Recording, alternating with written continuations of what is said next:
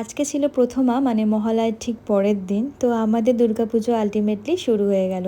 আমরা সারা বছর এই টাইমটার জন্য ওয়েট করে থাকি, কবে আসবে দুর্গাপুজো। এই কটা দিন ঘিরে কত প্ল্যান, কত প্রোগ্রাম, কত কিছু।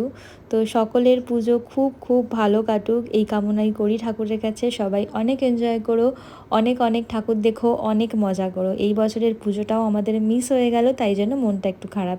এখানে থাকলে একদমই পুজো পুজো ফিল হয় না, যেটা আমাদের ওখানে থাকলে হয়।